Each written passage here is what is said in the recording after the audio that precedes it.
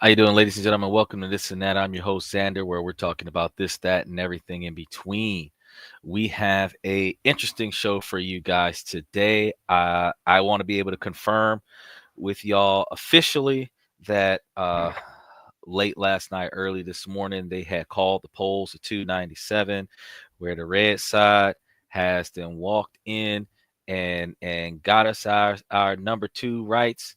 So we're gonna see ourselves a red country for 4 more years. Uh, let's see where this goes, y'all. This is gonna be a spin for the the different upswings. Like I said, if you are a C corporation or an LLC business and you're able to write off 90% of the things that you do, then you're going to be pretty much okay. But for the rest of you guys that are W-2s, y'all better figure something out because it does more for those who have more. And all of the deductions are for businesses, not for W-2 individuals. So city and state for individuals are not going to receive that. So if you don't have an LLC or a C corporation, make one. My best recommendation to you.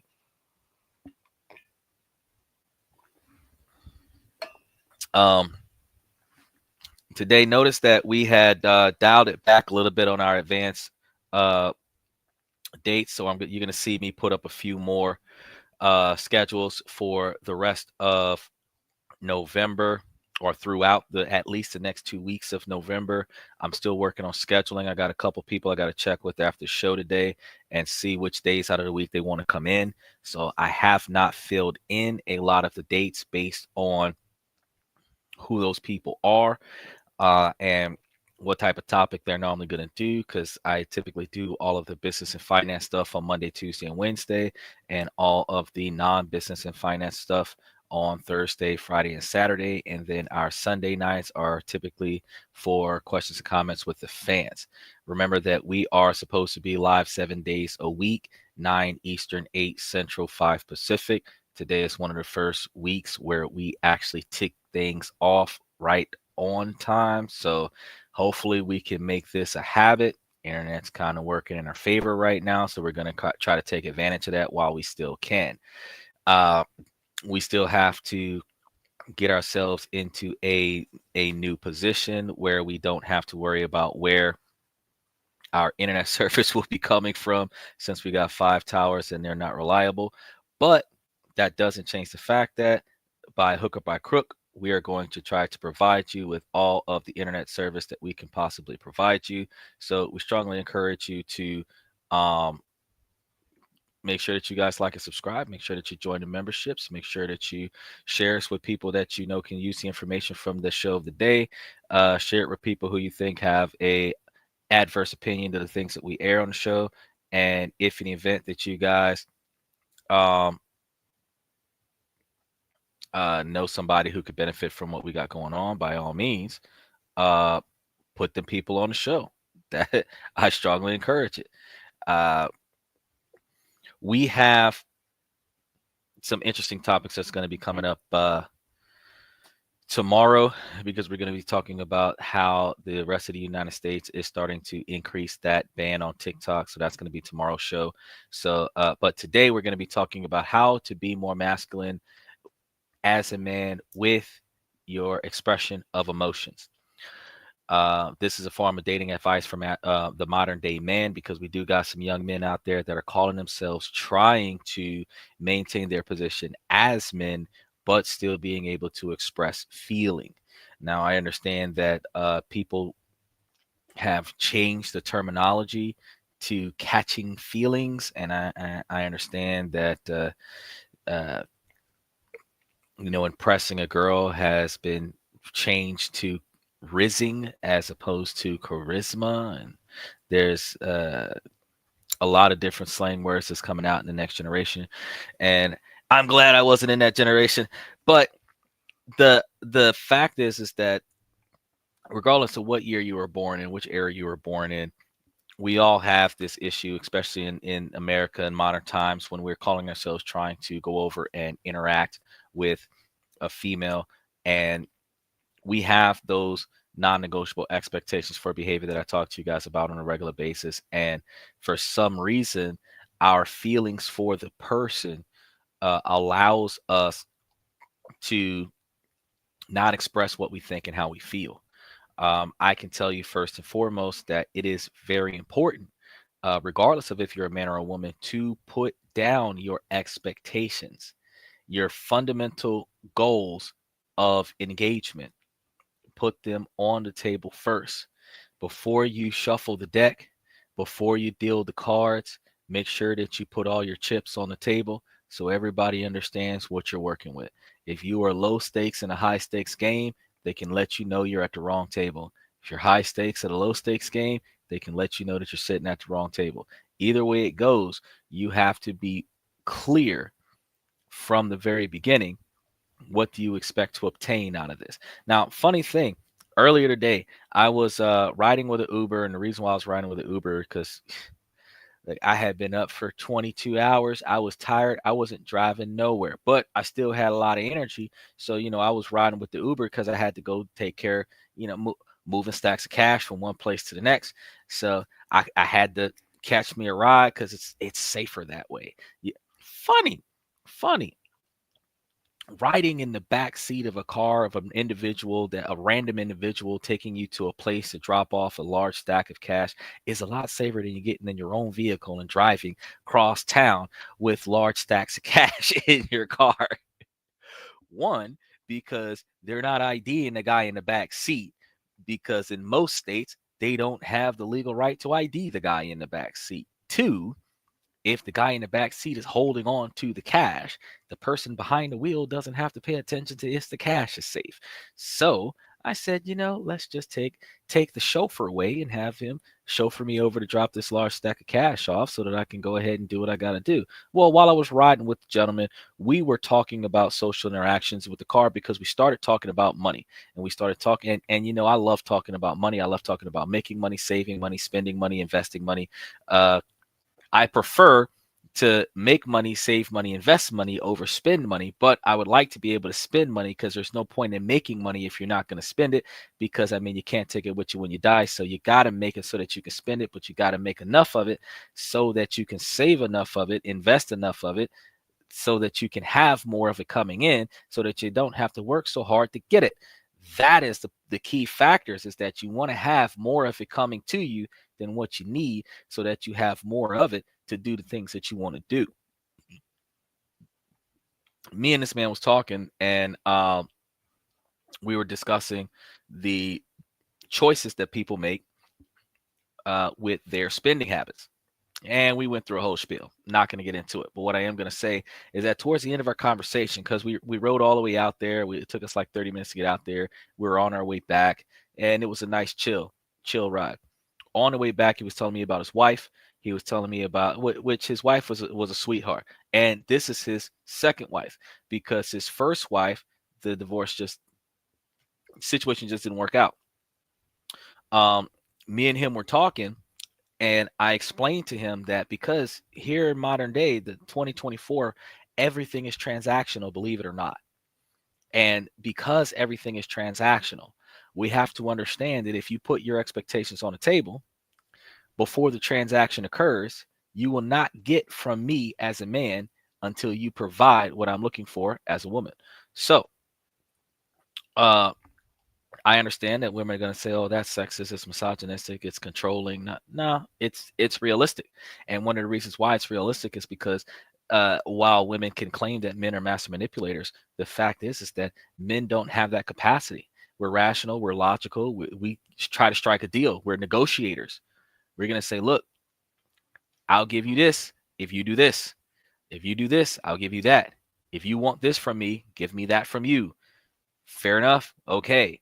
And then the failure that most men have is that they do their part first in good faith, hoping that the woman will come through. And then when a woman doesn't come through, the problem that they have, because they're dating this girl or they're married to this girl, is that they have fulfilled their obligation as a man, but she no longer has the obligation to fill her side as a woman. Now, I've told you guys plenty of times before, it's like, guys, if you set your non-negotiable expectations for behavior and you set this precedent from the beginning, you're not going to have this problem. But some men believe that, we'll just let it slide and we'll figure something out. We'll just give up on it. I was talking to the man and I explained to him the reason why men actually cheat on their wives with their secretaries, and one of the reasons why men end up marrying their secretary. And he didn't think about this because he actually married his secretary, but it was after he started dating a secretary after he divorced his wife. He married a secretary and he was with his secretary for I think 15 years now since he divorced his wife, where his wife was like a 3 to 5 year marriage and his new wife is 3 times as long. And I explained to him, I said, the reason why men end up having affairs, typically, first and foremost, I explained to him, men typically have an affair in the neighborhood of where they live. It happens.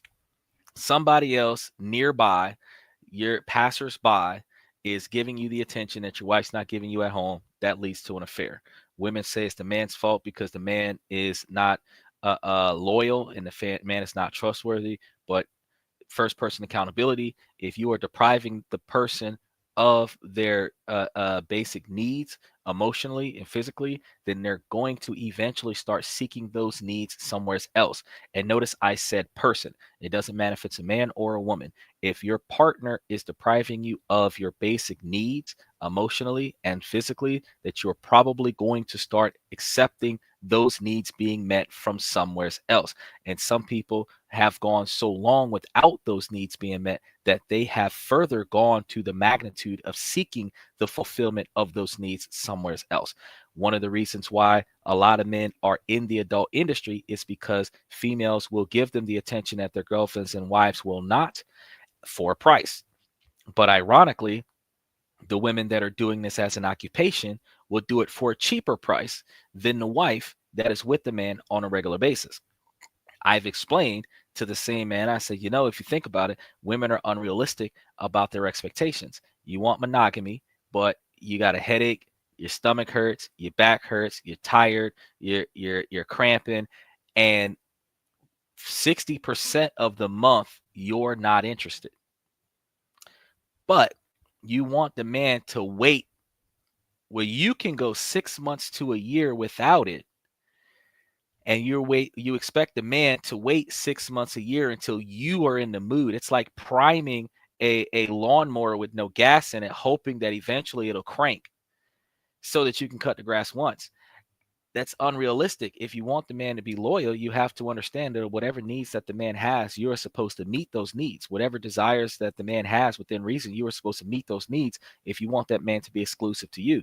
Now, what we were talking about in the car was that, fundamentally speaking, while I'm a monogamous man for the most part, I still have the ideology that why don't women just band together and have a union where you have 2, 3, 4 women to one man? Because if you're really not interested in providing that man with his basic needs, but 1 week out of the month, why don't you tag out and tag another female in and let her deal with him the other 3 weeks? Or have 2 or 3 women. If you married him, you should be the boss. Why are you not delegating the responsibility of having somebody else satisfy your man and be like, okay, mistress number 2, mistress number 3, Tuesday, Wednesday, Thursday, y'all get in there, y'all deal with it. I don't got time for it. My back hurts, and just tag somebody else in. I need a stunt devil. I'm the star of the show. I'm the queen of the castle. Stunt devil, you get in there. He wants to try something new. You get in there. You go deal with that. If you're gonna get the wife treatment all 30 days, but you only got to pay attention to your man 1 week for every woman that he's got, then you should be sitting over here like, let me be girlfriend number 4. That way I ain't got to really do nothing. He gonna forget that I'm around, but all my bills is being kept. Really start thinking about this. If the man ain't really got that much money going around, you might want to divide it 50-50, you and one other chick, but then you only got to deal with him for 15 days out of the month, and the other 15 days you can pass it on to somebody else. I got him every other day. You got him every other day. I mean, we're in a dating phase right now where we have almost completely open relationships.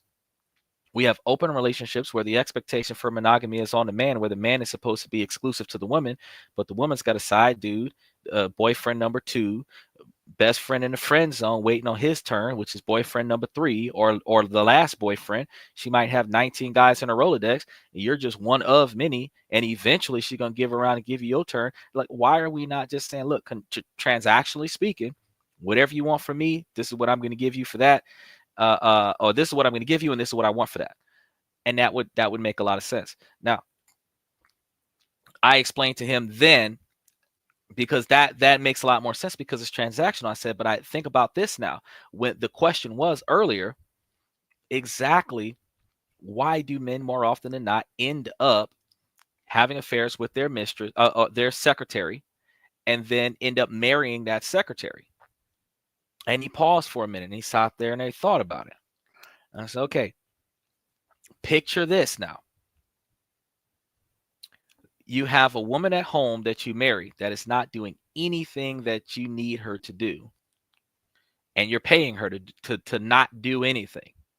Then you've got the personal assistant, the secretary at the job that is getting paid by the hour to provide you with all the basic needs that you need that your wife isn't providing you, and aid you in satisfying your wife. So not only is this woman going the extra mile to make sure that your wife is happy, the woman is going the extra mile to make sure that you got everything that you need. That is the reason why men are more often than not falling for their secretary. And the funniest thing is that you don't pick your secretary. A random group of people in HR handpick the secretary, hand them to you, and tell you that she will be good for your business. They were thinking professionally, but this woman is a good fit for you all the way around because she's doing everything that you need her to do. The guy was telling me, he's like, well, she kind of forgot what she was supposed to do as a wife, and she ain't been really doing it as of late. And I said, that's because you let her. Let's be honest. There are things that she wants from you. And as a man, if you're controlling the finances because she don't feel like she should have to, you have to understand that, guess what? She doesn't get money to buy the things that she wants to buy until you give her the money. So, as I told you guys before, if you stand on your non-negotiable expectations for behavior and put your foot down and explain to her, I'm not letting this ride until you do X, Y, and Z, A, B, and C. You want your nails did, do this. After you do that, if you do this well enough, I might even do your hair on top of it. Give them a little incentive. And then after they've accomplished your task, then you give it to them. If you build a habit of, I'm not giving you nothing till you do what I ask you to do, then you will start getting more of what you want out of them. As long as they have it, as long as we have a society where half of the gender has no accountability and the other half has all responsibility, you're going to continue to have pure chaos. When you bring uniformity back into it and put the responsibility and say, look, as men, we are not going to cater to the lack of responsibility. You want equality, you have to behave equally. Until you behave equally, you get nothing. The same way when everybody boycotted Target, the same way when everybody boycotted Calvin Klein and they took their money and they went elsewhere with it. If men did the same thing and stopped putting their money on women and start putting their money in the stocks, bonds, and real estate, when the women stop getting tired of being broke, they will start putting more effort into making sure that the men are satisfied. And I told him, I said, if you can't find one in America, bro, go to another country, because it doesn't. And going to another country does not mean that the women are not looking for a rich man to take good care of them. By far, that's not the case. The mentality, the only difference in the mentality from women in the Eastern countries than the women in America is that the women have the proposition that I will do whatever you want me to do as long as you take care of me and potentially my family. So if you can afford to pay for her and 3 to 5 of the most important people in her life at the same time, then she will do whatever you want her to do. It's still a transactional relationship, but the difference is that because you have the capabilities to take care of the number of people that you say you're going to fund, she will do whatever it is that she wants you to do. There's no what ifs. Here in America, if you take her out on a date and you spend $300 a date on 10 dates, you can spend $3,000 on her, and you might get to sleep with her if she feels like it. That's not the same. That's not transactional. That is actually not even conditional. It is, you know, not, it's not a shall issue arrangement. It's a may issue arrangement. And a may issue arrangement means that I'm gonna get what I need to get, and I still may not give you what you need to get. A shall issue arrangement is if you give me what I need to get, then I'm gonna give you what you need to get. Whatever I'm expecting to receive is guaranteeing you to get what you're expecting to receive. You guys understand this with legal documents. When you fill out forms in shall issue states, when you fill out documentation for shall issue states, you're not asking them for permission to do something. You're putting them on notice that you're intending on doing this because they shall issue you the right to do that or perform those tasks, because in a shall issue state, you don't ask them if you can do it. You tell them you're going to do it. But in a may issue state, you got to convince them that you're going to do it. Like, for example, disability is a may issue. It's not a shall issue. The only time they shall issue it to you is when you are guaranteed disabled by physical ailments or impairments that guarantee that you're not able to employ yourselves. But they're looking at lifelong injuries that are guaranteed to take your life. It's a sickness that's going to guaranteedly take your life. But that still is a shall issue scenario. So this shall issue scenario only means that you're more likely to be approved faster because you over exceed their expectations of you can't do this. But when you think about if you pay the cost and do the fingerprints and show them the class that you took, you're guaranteed in a shall issue state to get a gun permit. So when you think about the difference between shall issue behavior versus may issue behavior in the Eastern countries, if you give the woman what she needs to have to fulfill her financial needs, then she shall issue you all the needs that you need met as a man. In America, it's a may issue that you will spoil the woman to a certain magnitude, and she may issue you some things at her discretion that may be in line with what you are entitled to have. And I got to tell you, fellas, if you put your foot down, because he was telling me, he's like, I didn't think about it like this. I said, if you put your foot down, it meant if we grab our foot and I'm not doing this no more. I guarantee. First, they're going to get a little bit flustered. They're getting a little bit flustered. But we ain't arguing. We're not fighting. I'm just not going to do it. I said this plenty of times, and I know I've heard it on a few other podcasts. Think about it like this. Women don't feel like it. They say, well, it's their body. They don't want to do whatever they want to do. And that's fine. You're right. You are 100% right. But a man can also equally say, it's my money and I don't feel like doing it anymore. I can do whatever I want to do. So notice when a man says that I'm cutting you off financially, she could say, oh, I'm going to close my legs. I'm not going to cook you nothing. I'm not going to wash your nothing. I'm not going to answer your nothing. I'm not going to. That's fine. Fine. I ain't paying for shit. Now, once you get to that mentality, I guarantee you, she's like, whoa, hold on now. Hold on. I still got stuff that needs to get done. Well, you've got obligations to meet. Fellas, when you start talking about what you think, what you want, how you feel about stuff, first person accountability. You have women that stand on an expectation that they want to be treated a certain way. I got a lot of them right now. They're talking, oh, I want to be spoiled. I want this trip around the world. I like people to pamper me. If you treat your man well, your man's going to pamper you if he's a good man. And we talked about this in the car too. Women's priorities are selfish. If you were passively selfish, where you put my needs in front of yours, knowing that by meeting my needs, your needs get met too, then you would be taking care of me on the forefront, and out of gratitude, a man would then turn around and take care of you by default. So if you have a scenario, instead of you thinking, oh, I got to get mine first, as a woman, if you invest in your man like a stock option, instead of treating your man like a ATM machine that you don't got to do nothing to deserve it, you just got to get your money out of it. Instead of you behaving that way, if you invest in your man, you get more out of your man. I have said this on the podcast plenty of times, y'all. Y'all would have more successful relationships. So what we're dealing with right now, as a man, masculinity. Fellas, you stand on your expectations. You have women that are talking about, like, for example, I had a female tell me one time before that she didn't want me to do something. And I told her, I said, well, I'm not talking to you about that because that is irrelevant.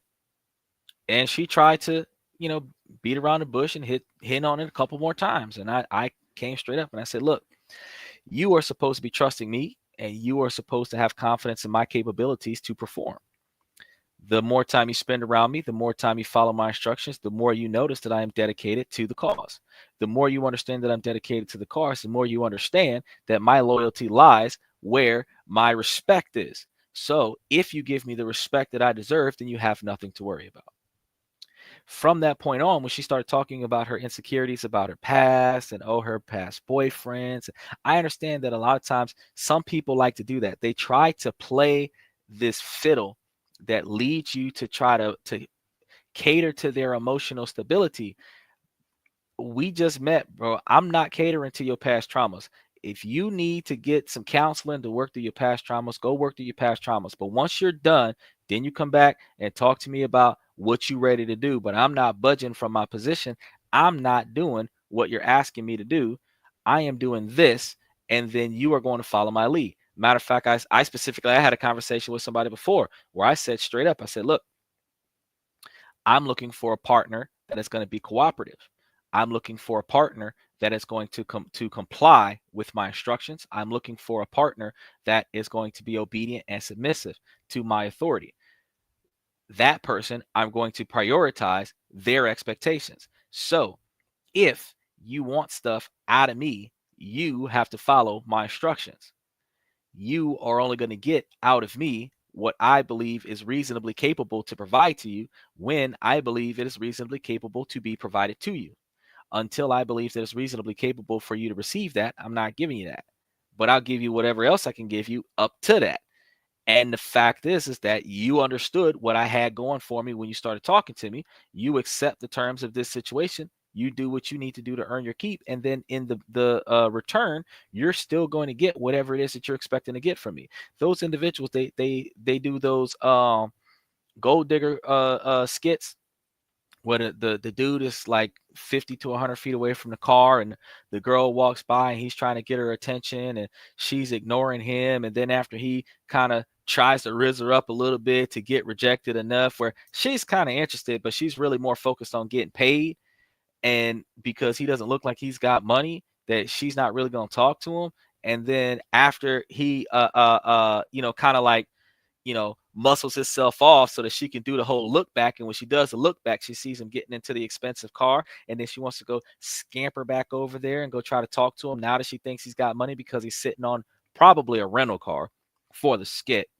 That she wants to come and talk to the dude because dollar signs in her eyes because he's driving a Porsche or a Lambo or something like that, Corvette, Ferrari, Mustang, something like that. You got to understand their mentality is skewed. These men are pretending like, oh, I'm going to shut you down and I'm going to drive up. They got her number because at this point, since she's already showed that she's only interested in his resources, as long as she thinks that he's got resources to give to her, he can ask her for whatever he wants. She's going to be willing to give up whatever she wants to make up for the fact that she shut him down when he showed her interest in the beginning.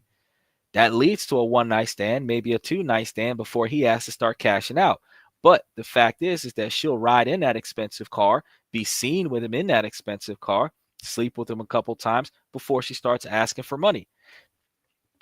It's still transactional, but the mentality is skewed because if you looked at a man that really cared about you, that valued you, that thought that you were an important person, and he looked like he was broke, instead of you treating him bad, if you helped him become more financially successful, then he wouldn't look broke anymore. He would look stable. He would look cleaned up. He would look desirable where other women would want him, and he would be turning them down because the woman that was there for him when he was down and out, when he needed somebody there for him, she was there for him. That's the woman that he's going to share all of his success with.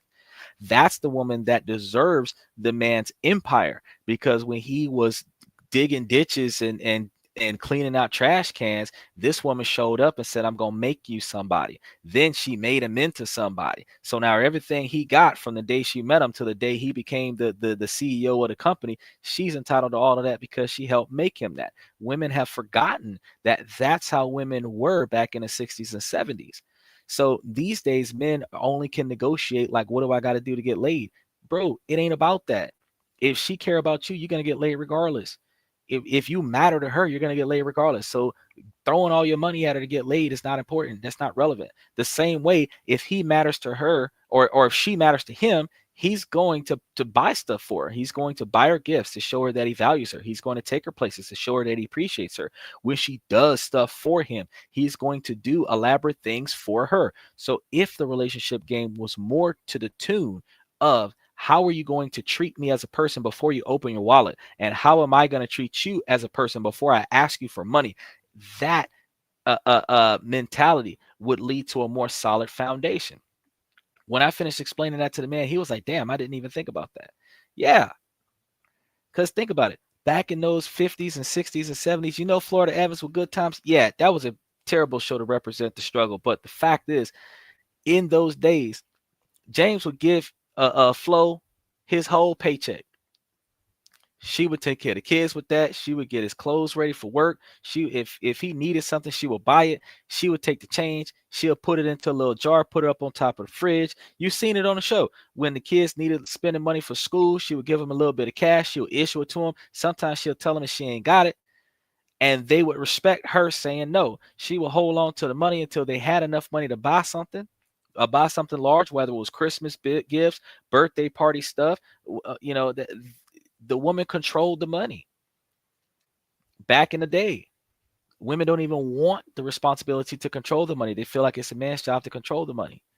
And then they expect to get an allowance out of the man. I was talking to the guy in the car, and I told him, I said, why are we not acting like the men in Dubai? If you follow my authority, I'll give you an allowance. It makes more sense. Matter of fact, I need to do a show about that next week. How are the men handling dating in Dubai? What are the men doing in Dubai that's different from what we're doing in America? Because in America, we're like, man, I'll give you my whole bank account. I give you my whole black card just so that I could get one night stands. And that is not worth it. But because they're so spoiled, that's the mentality that they have. As masculine men, we need to be able to stand on the fact that if I don't like what you're doing, I don't like the way you're treating me, that what you're doing is causing me negative feelings, I need to be able to express that. And you need to be able to stop that and change. When we're in a situation where we're talking to somebody and the person that we're talking to decides that he or she is not willing to play to the tune of the happiness of me, then we need to get rid of that person. So one of the biggest advices that I have to give, one of the key notes to give to a man as advice in the modern 2024 dating game is, don't be the first person to dish out when you're dealing with a transactional engagement. If you've got a person that wants you to take her out to steak dinners, well, let's talk about what you're going to do to get this steak dinner. And you're going to do this before you get the steak dinner. Now, the steak dinner is guaranteed. Now, you get up in the car. We're going to take you over there to the Outback and take you over there to one of the steakhouses, Texas Cattlemen, something like that, Ruby's, and we'll take you out there and get you some TGI Fridays or something like that after, not before. Because when it's before, it's like, oh, yeah, sure, I'll do whatever. And then after you done pay for the dinner, oh, I'm not feeling good. I got a headache. I got to work in the morning. Unexpected emergency. Nah, that's all right. You fulfill your half, then I'll fulfill my half, because my half is guaranteed. There's no reason. I'm not going to trick you into Cheesecake Factory after the fact. You know what I mean? But if you're expecting me to take you to a $300 dinner, well, we need to start discussing what tasks are you performing for this $300 dinner. And relationships these days are transactional. Guy told me a funny thing. He told me that if something happens to his current wife, he's been with her for like 15 years, he's not doing it over again. And I told him, I said, bro, transactional contracts, you get a dating contract. You let them know, hey, look, you're going to get this much money for this many services over this much period of time. And as long as you do what I need you to do, you'll keep getting yours. You stop doing what I need you to do, you stop getting paid. I explained that. He's like, damn, I didn't think about that either. And he said, yep, that's exactly what I was planning on doing, something to that magnitude. He's like, nope, I'm only going to, if I actually talk to somebody, I'm going to talk to them on a limited capacity whenever I feel like it. And the rest of the time, I'm just going to stay to myself. And he's like, marriage is draining.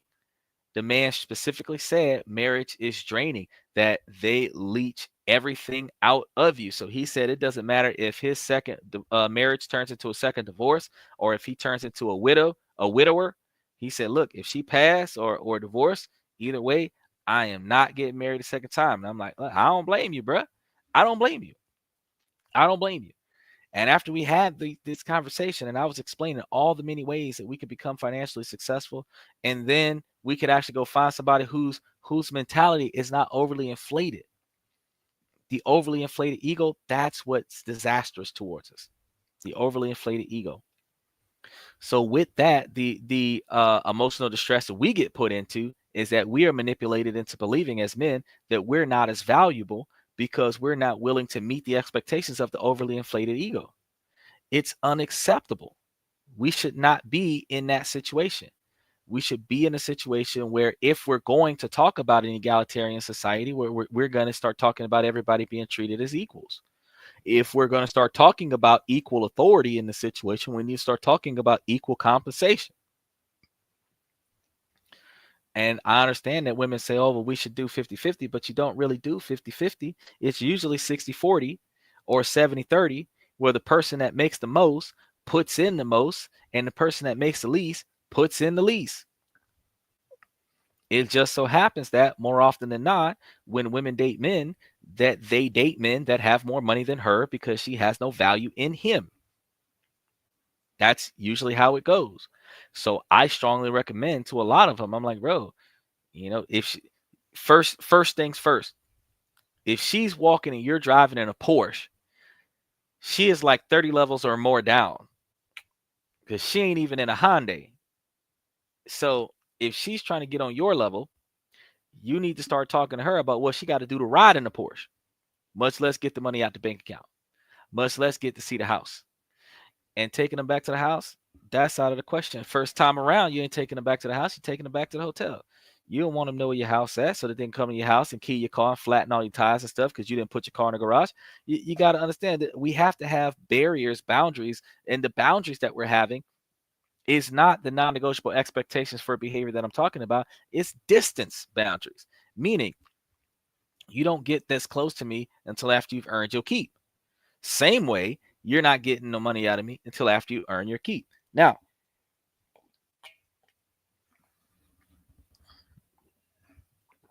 getting frustrated and stomping your feet as men and arguing with somebody who's not cooperating with you, that's not what we're supposed to be doing, fellas. What we're supposed to be doing is being assertive about the fact that, look, you have an obligation to adhere to. I am not negotiating with you about what you will do. You have an obligation to adhere to. And until you adhere to that obligation, there is no compromise between you and I. Now, I know some of you, oh, but I love her. And if she loves you, bro, then she will show you the respect as a man that you deserve. Going to the fact that if you want to protect your woman and you tell her, don't wear that outfit, she's not going to wear that outfit. But be assertive about the situation. If we're going out to dinner and you're not wearing that outfit, if she wants to wear that outfit, I'm not going to dinner with you. Not looking like that. So now we got two choices.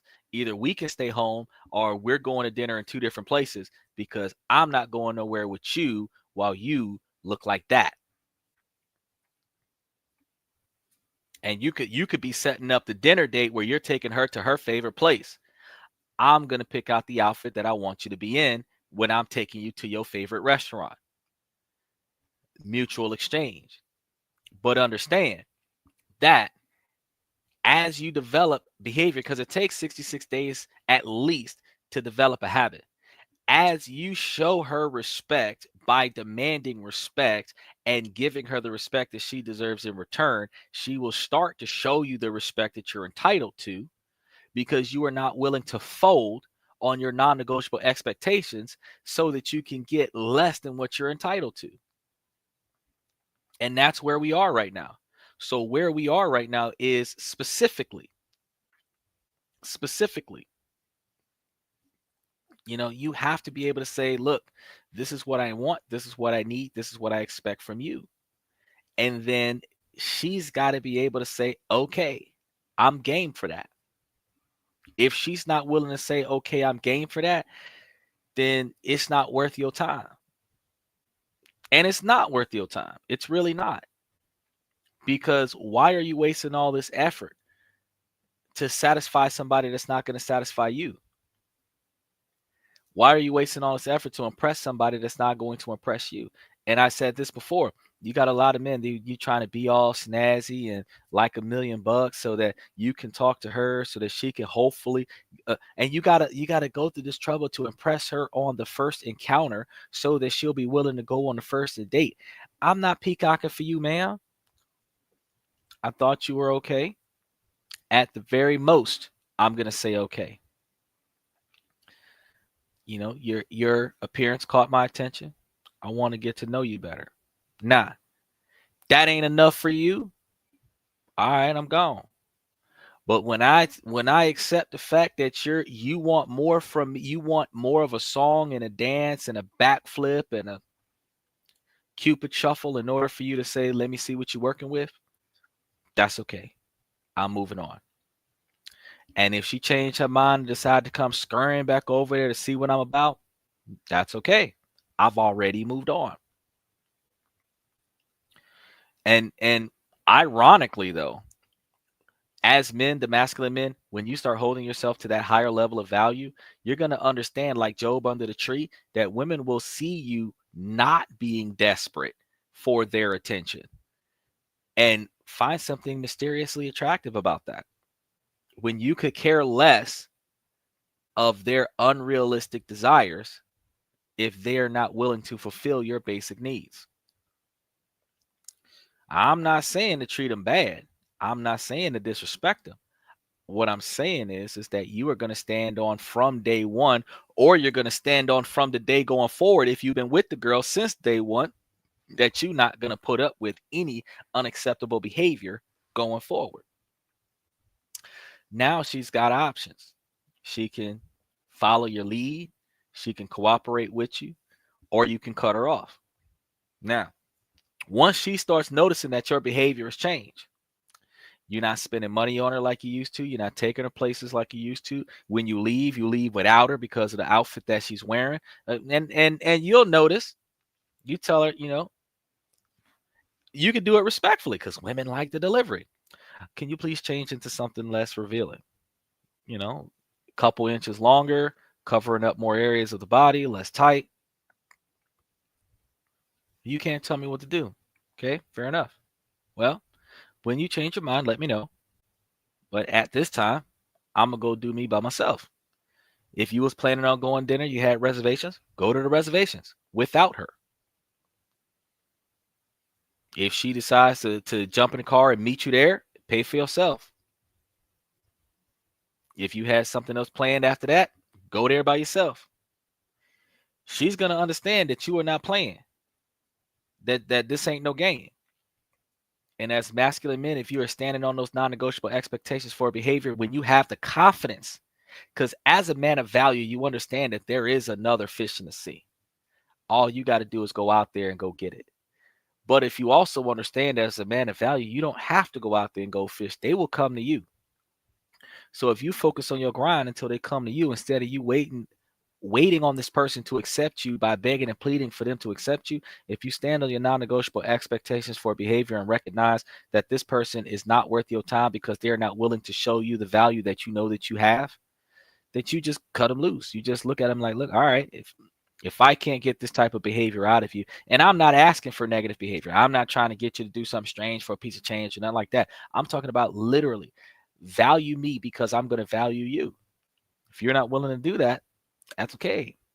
I'm not trying to have nothing else go on between the two of us. And that will put you in the best position because now you're not dealing with emotional baggage from trying too hard from the women that are not willing to cooperate. You're not dealing with a psychological discomfort where you don't feel like you're good enough because she's setting the bar above her own standards so that she can hopefully get a lifestyle that she couldn't afford to pay for herself. You're not sitting here dealing with the heartbreak of when she found somebody with more money than you and she decided to upgrade to somebody who was richer. You don't got to deal with none of that. You want a loyal chick that's going to be there with you through thick and thin. And if that means you got to go get somebody out the Philippines and flying back to America, then go get somebody out the Philippines and flying back to America because why not? Why not? What is the worst thing in the world that can happen if you go out there and go and find you one that is willing to fly back to America with you? They say, oh, well, if she get Americanized and she start realizing she got extra options. If she's dedicated to you, if you're that person where she's with you because she need that $500 a month to take care of her family back in the Philippines, it's her job to be your wife. She is not going to get there and call herself walking out on you knowing that you are Western Unioning her family money in the Philippines. So she's putting in extra effort to save you money so that you got that extra $500 to send her family in the Philippines. Do you think that her family is going to argue with you if you go over there and grab two daughters and say, I'll send y'all $1,000 a month for these two? $1,000 US a month go a long way in the Philippines. They'll get rid of two children for that. And now you got two helpers, and you can fly one of them over on a marriage visa and fly the other one over on a work visa. And they could take turns making sure that everything that you need taken care of is taken care of. I'm just going to be real with you. There are other ways for us to deal with this transactionally. But as men, you're standing on principle. You're saying, look, this is what I expect of you. And if you're willing to fulfill these expectations, then whatever you need in line with the equivalency of my expectations, you will receive. And when you go above and beyond my expectations, I will go above and beyond your requests. But if you are not willing to meet my minimum expectations, then you will not get anything from me. And men, we have to learn how to accept that when they decide to hit us with that, well, I'm going to close my legs. You should have thought about that 20 years ago. They should have stayed closed from birth. You should have never opened them up until you was willing to marry a man. And if you ain't willing to marry the man and actually got the ring on your finger to marry the man, then you should have never opened them legs. So yeah, go ahead, close them. Retire them for a little bit so that they can kind of recuperate. Let them get some vacation time, because you probably didn't have too much activity with it anyway. And while they close, you can sit here and think about how much you're not getting from me until you start doing what I expect from you. And this is the type of understanding that, hey, they can call you whatever they want to call you. They can call you broke, but I know those females that are talking to the passport bros that are paying $300 for a passport to fly to another country. And they ain't always going to Philippines. They going to Switzerland. They going to Finland. They're going to Russia. They're going to Brazil, Portugal, Romania. They're not just going to the Philippines. They're going to China, Japan, South Korea. And it's a $2,000 plane ticket to get there. So if it costs me $2,500 to meet somebody, and then going to cost me another $2,500 to come back. Actually, going to cost more than that. It's going to cost at least $4,000 to come back, because I'm buying two plane tickets to come back. And it might cost me $6,000 to come back, because I got to spend $2,000 to get your visa. You understand that just because he ain't willing to entertain you, he's not broke. Because he's about to spend $10,000 to go get somebody from a different country and bring him here to be the wife that he deserves, because you won't value the $10,000 you're expecting him to give you for a couple of nights of entertainment. What's the difference between $300 a night for, what would that be? 30 nights. It's like a 6-month relationship. 10 grand wasted versus 10 grand for a lifetime wife. The difference is that he has a lifelong companion instead of a jump off. That's the difference. The mentality between the two people are going to be different, because one is going to be dedicated to his success so that he can keep funding her success. The other is going to be dedicated to her success, knowing that she's going to get a supplemental income from his success with no expectations to satisfy his success or aid in his success. And I'm going to tell you, fellas, as masculine men in 2024 going into 2025, We are walking businesses. If you're not a walking business right now, you need to make yourself a walking business. I got a woman right now. I talk on the phone. I tell you, hands down, she'll ask me, "Oh, why don't you have time to talk to me?" Because I'm working. You work all the time. You don't have enough time for me because I'm making money. When are we going to do something fun? When you do what I say. We're going to have an understanding. And the understanding is that if you are my type of person, then I should be satisfied with you. First person accountability there. I am not about to impress you with who I am and what I do. As a matter of fact, I didn't even tell her everything I do. I told her that I got a stable job, which I do.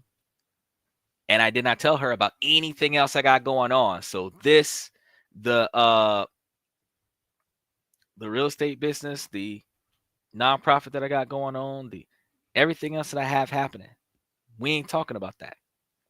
What we're talking about is the one little thing I do that shows, hey, I got a job that I go to every day to make money.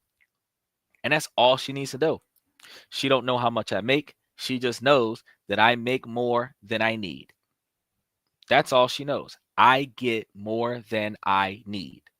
And fellas, confidently, when you're talking to women, you don't need to tell them what you do for a living. What do? I work. Either for a company or as an owner of a company. That's it. How much do you make? More than I need. That's it. It doesn't matter what you do for a living, because if you're going to treat her like a queen, you can be a janitor or you could be a CEO right next to Elon Musk. If you value her, whatever you got, you will share it with her. So it is your responsibility as a man to not entertain these questions from the beginning, where you are not entertaining her desire to count your money before she decides to go on a date with you. She wants to know what you do for a living. You work on a full-time job. That's it. Doing what? It is not relevant on the first date. She's going to find that insulting because she wants to know everything about you to count your money before she commits to you. What I do for employment is not relevant. The times of day that I work so that you can know what time I'm free is relevant, but what I do for employment is not necessarily relevant. How much do I make is not necessarily relevant. How much money do I have in a bank is not necessarily relevant.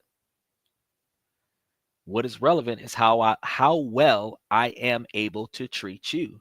So if I can prioritize your safety, if I can prioritize some of your comfort, that is when we are able to understand that, okay, cool. I'm going to commit to this person. We're going to see what she's about, and then we're going to make it do what it do. Only when we're in those scenarios, that is when we're able to say, you know what? We got a good thing here. She giving you half a year, 2 years, 3 years, usually 2, 3, 4 years in before you really start talking about, because let's be real, you shouldn't be talking about how much money you make until you start talking about the marriage. But if she find out what kind of job you do because she's at your house when you start working, she sees you put on your uniform to get ready for work, now she knows what you do. But she shouldn't be judging you now. Y'all have been going out for a while. Your occupation doesn't matter. You got to work. Now, if your occupation is a demanding occupation where you're not going to be readily available when you guys first start going out, you might want to tell her that you're a cop or a lawyer or whatever. But I mean, that's not relevant.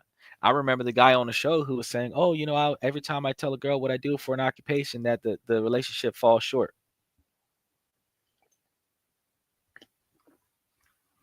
I told that man, I said, bro, I said, look, I got nothing against cops. I know they got a lot of dirty ones out there, and they're just good ones with bad decisions that make them dirty, not necessarily ones that are taking bribes and everything like that. It's just good ones with bad decisions. And the fact is, that still makes them dirty. But when I talk to them, what about him? What about him? You want to throw him up? What about him? That's interesting. No name. jumped in, wants to start name dropping. What do you want to name drop about him? What do you know about him? He put up a lot of stuff. Is he mid? And what do you mean by is he mid? What do you mean by is he mid? Do you mean like make sure that you guys like and subscribe? You can also join a membership. And I just put it in the comment section just a minute ago. You guys can click the link, approve the mic, approve the camera, and jump in if you are over the age of 18. If you're not, unfortunately, you're going to have to stay in the comment section.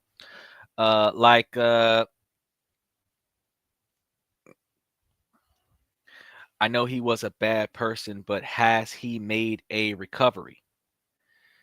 I'm aware of him to the magnitude that he had some, from what I understand, tax evasion issues where he was making more money than he was reporting, and he went down like MC Hammer. Outside of that, they seized a lot of his assets. Are you asking me, did he get his money back? Or are you asking me, did he get his money back up?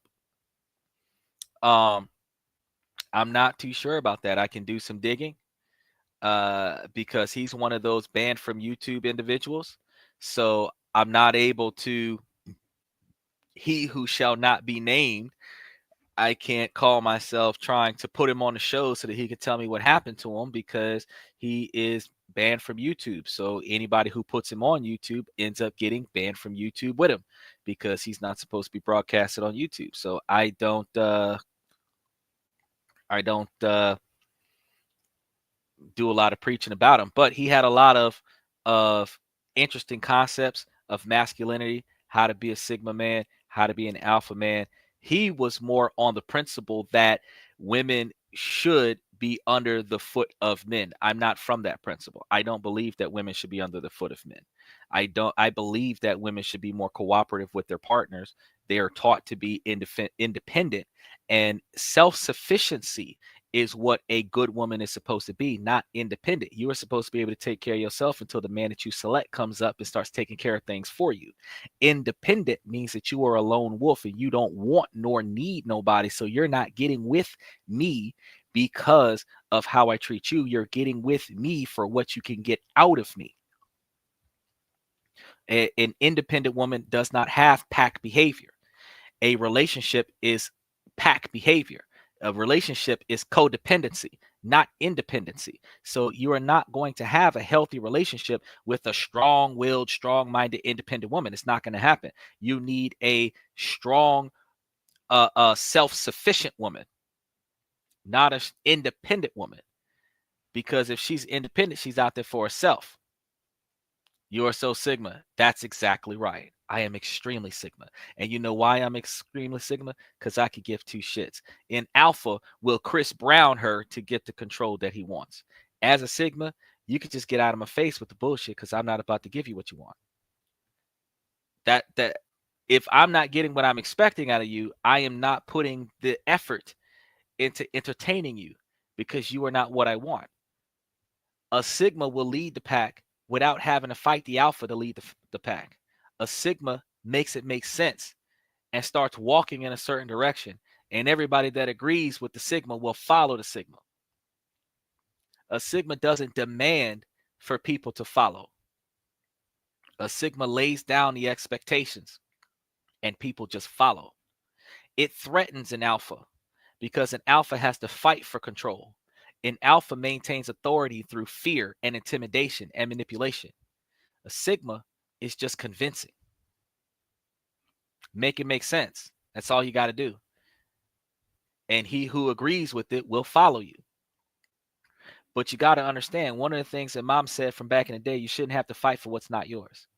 So if you shouldn't have to fight for what's not yours, he's going to ask me, what about? He's going to ask me about in Omega as in the lone wolf. I already talked about the lone wolf syndrome. The lone wolf syndrome is that you're going to stay by yourself. You don't have pack behavior. Lone wolves do not lead tribes. Lone wolves stay to themselves. Lone wolves are not partners. Lone wolves are not good companions. Lone wolves will sacrifice you for their desires. But a Sigma will have a strong relationship and strong pack mentality without having to fight the pack for control. It's actually better to get a Sigma man than it is to get an Alpha man, because an Alpha man is not going to beat you up to get what he wants from you. A Sigma man is going to go ahead and make sure that you understand that whatever you're looking for, you're not getting. He's going to ask me the same question. I see you, Bricko Mode. Is the lone wolf the leader of the pack? No, lone wolves are not leaders of the pack, because the lone wolf is just that, alone. Or is he on top? No. No.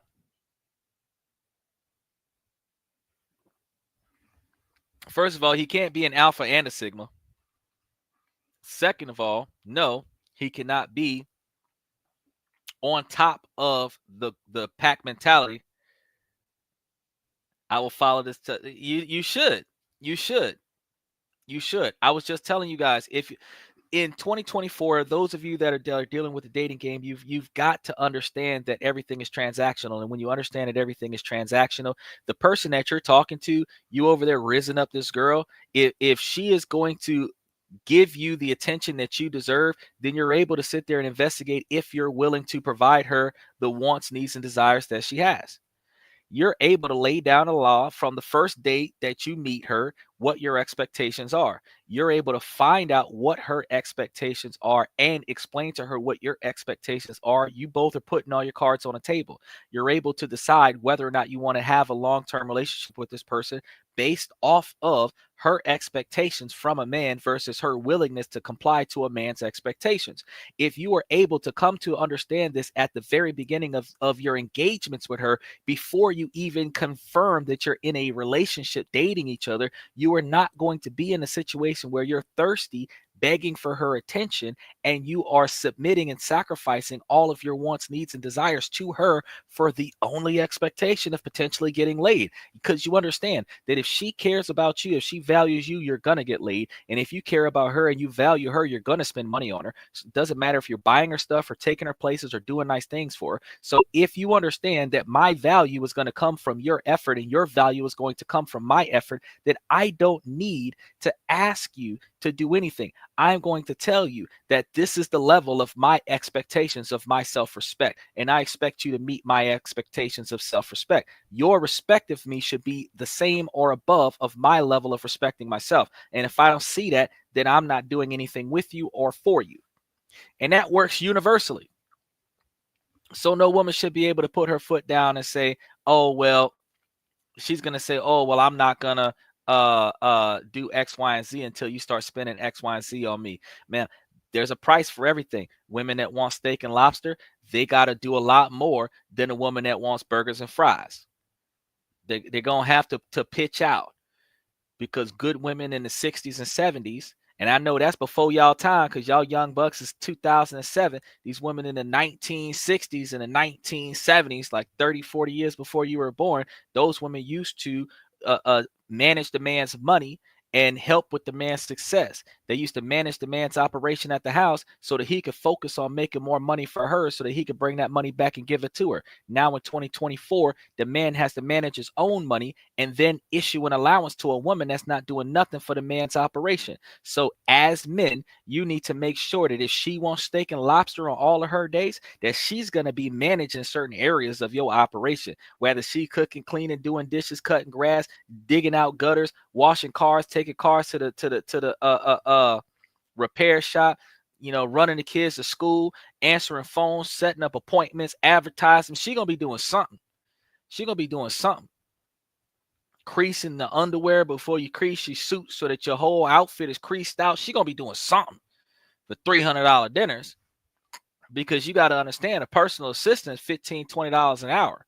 And $15 to $20 an hour, $25 an hour, even $30 an hour, which is overpriced in our current economy, because the average personal assistant is getting between $15 and $20 an hour, $25 an hour with a degree, which means $250 a day would get me 10-hour worker as a personal assistant that will handle my whole operation and not rob me at the same time. So if I'm dating a woman for a $300 dinner, where you're going to get 2 hours for $300, it's $150 an hour. What are you doing for that type of treatment? And I'm not talking about, oh, well, she better put out and she better do this and she better do that. That is broke-minded mentality. She's got to be an asset. She's got to be useful. And if she's not useful, then you're not supposed to be wasting your money on her. So the question is, so how do I get my money up, not my funny up? That's a great expectation. That's a great question. I've told you guys a couple tips and tricks before. We had a man actually jump up onto the in the comment section yesterday, as a matter of fact, I do believe, where he was talking about buying into gold mines and silver mines. That's one great way to do it, investing into gold mines and silver mines. I told you guys before about taking your cash as you get it and opening up. There's over 8,000 financial institutions in the United States, and you can open up as many of them as you want. There's no limit to how many of them that you can open up. But if you open up checking accounts, they're giving incentives in the United States right now where you can get 5% or more than 5% interest back on your checking account up to $500 in certain banks with no minimum balance and no usage fees. You also have credit unions that go up to 7.15 or 7.25%. You also have the fact that if you have credit unions under your belt already, when you decide to start looking at loans, you have certain credit unions that have better interest rates than banks. And then you will be able to utilize your credit union to refinance your purchase. Where if you bought a car from your dealership, you could refinance your car from your credit union and get a lower interest rate and potentially prolong your payments for 60 to 90 days.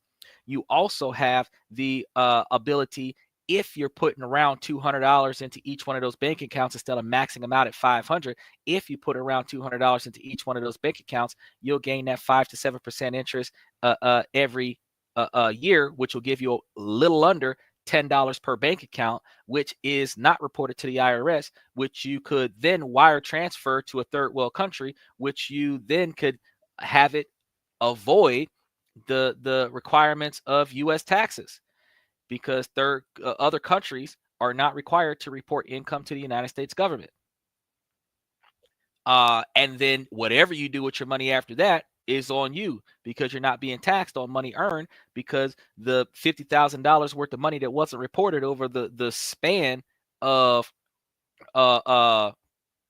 hundreds of bank accounts all got wire transfer. You actually could do ACH transactions where each one of them gets moved to a certain bank account, and then that bank account does $8,000 wire transfers out of the country every month, where $10,000 is reported to the IRS. Usually anything over $9,000 to 9,000, 9,500, $10,000 gets reported to the IRS. So if you're doing 8,000, 8,500, and if it's a different amount every month, where it's 8,400 this time, 8,550 next time, 8,725 the time after that, 8,324 the time after that, you just fluctuation. Your bank gonna get used to every time you get money, he wire transfer that bitch to Singapore.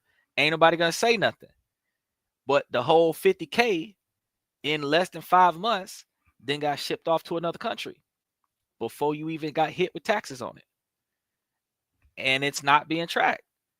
That's one way that you can make money. Then you can take money, you can invest it into TD Ameritrade, get you some of those top tier stocks, the cash stocks. He's asking me a question about what about V-Bucks. The top tier stocks that are offering up to 5% interest, where they're paying out dividends quarterly. You could get 3 different banks that are paying out dividends quarterly. And if you're putting up $300,000 into one of them banks where 5% would be giving you $15,000 a year, you would be getting somewhere between $3,000 and $4,000 quarterly. But if you got 3 different banks or 3 different businesses that's giving you $3,000 or $4,000 a quarter, and it's every month a different one is giving you one, you end up getting $4,000 a month every month between the 3, because one's going to give it to you on January, the other one's going to give it to you on February, the other one's going to give it to you in March, the first one's going to give it to you in April, the second one's going to give it to you in May, the third one's going to give it to you in June. So now you got a consistent income. You also got the ability that you can do the whole life insurance policies where you put all the money into it and do it for cash equity instead of death benefits, where you can borrow against a stone, you can build wealth on it. You can use that life insurance policy where if the person that the policy is under dies, that money goes into a trust. That trust puts it into that stock where that 5% gets paid back in residual incomes. You're going to ask me, should you stop buying V-Bucks? How much money are you making off your V-Bucks? If you're not making as much money as what I'm talking about right now, you might want to reconsider your options. I know that NFTs are a waste of time. But when he starts asking me about crypto, if you go and buy you some Bitcoin, Bitcoin was $20,000 in third week of March of 2023. September 2024, Bitcoin was $73,000. If you would have put your money there and left it there and then cash it out in September when it was $23,000, you'd have made 50 grand off of your Bitcoin. But if you would have been doing microtransactions, you could have made 80% return on your money. You'd have put in 20 grand, you would have got back like 38, 39 grand. And you would have been able to flip that every year, where by now you would have 2.8% of what you started with, where you would have started with 20, and now you would have something close to like 58, or actually 2.5. You'd be something close to like 72, because you would have continued to sell high, buy low, and do the fluctuation.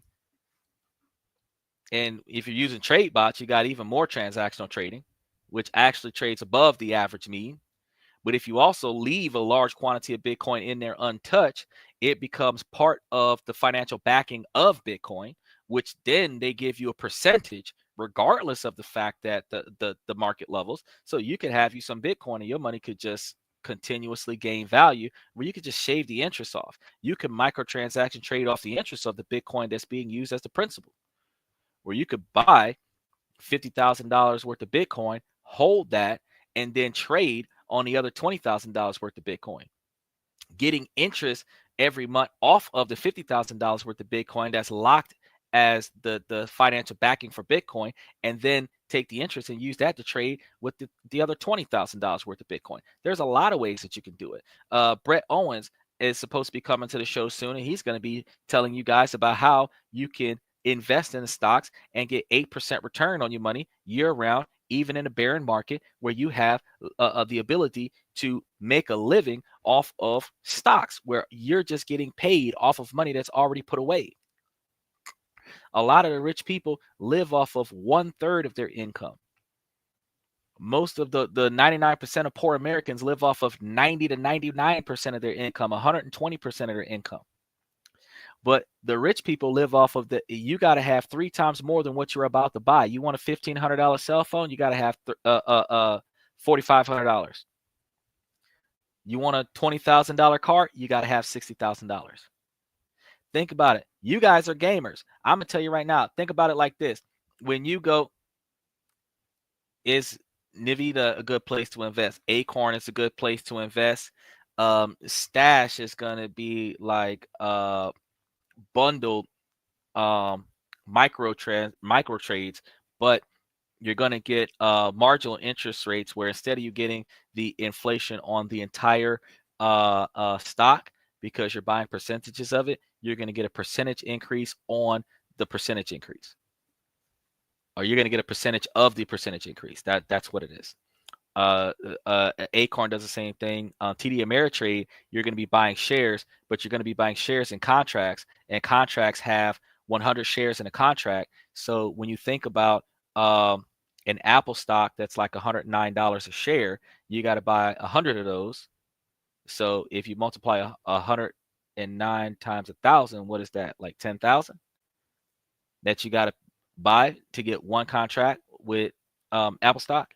But if it does a 42% increase, your 10,000 just went to 15,000. So think about that when you start thinking about where should you be putting your money. You should be putting your money in places where your money's making money for you, but you should also be making sure that you put your money in places where, if you have that, you could do a cover call, where if you decided to sell the stock at a certain level when you know the market's about to drop, they'll pay you a premium where they'll get first dibs on that. And if it never meets that amount, you keep the stock and you get to keep the premium. They have a lot of option traders that make all of their money betting against the market. And truthfully, if you're betting against the market where you're going to buy an uncovered call, where if they don't, or you're going to buy an uncovered put, really, that's probably the better way to put it. You're going to buy an uncovered put where if in the event the market drops too low that you buy that stock, but you doing calls where they're not meeting the calls, and you're able to keep the stocks that you already bought, you're in a position where you're just going to keep getting more stocks. So you're either going to get money or you're going to get stocks. There's another way that you can invest. You can invest in tax liens, and investing in tax liens, investing in real estate is really excellent because you got tax deductions on the value of the property that you bought. So you buy you a $500,000 house, you have a $500,000 tax blanket. You make a $500,000 of profit this year, it's exempt by the $500,000 of debt it costs to buy the house. Even if you wrote the house off on a $500,000 loan that the tenant that's living in the house is paying monthly for rent to cover the cost of the loan, the $500,000 worth of debt on the house is going to allow you to pocket the $500,000 of profit. Where technically, if you bought the house cash up front and then you mortgage the property, when you mortgage the property, you could put the mortgage in your pocket. That's a loan. That's not taxable income. Then the tenant pays on the loan. So the profit from the tenant is going on a loan. So that's also not taxable. So you just made $500,000. People are doing this on a regular basis. But if you go on for tax deeds, you have tax deed states and tax lien and tax deed states. But you have tax lien states where if you pay the taxes on a property, you get back up to 18 to 24% interest back on the property when the owner of the property pays taxes on the property. In tax deed states, if you pay taxes on a property and the owner doesn't pay taxes on the property, you get the property. You got to pay for foreclosure fees, but then you can wholesale the house. When you wholesale the house, the person is going to come and buy the house from you under market value, but way more than what you paid for it. You're going to make 40, 50, 75, 150, $200,000 on a property that costs you 10 grand to get. There are so many ways that you guys can invest. You guys can invest in Japan. He said,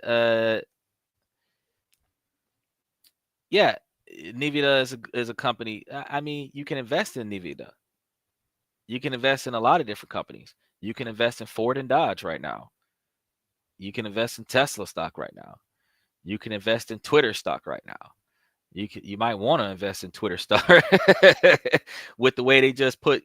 I'm about to do a show about it tomorrow about how they just kicked TikTok out of America. You might want to invest in Twitter stock because with them suing Facebook, Facebook is about to fall off the map the way MySpace fell off the map. And if you don't know what MySpace, that's gonna be exactly how you feel about what's TikTok and what's Facebook, because MySpace fell off the map when Facebook got big, and Facebook is about to fall off the map.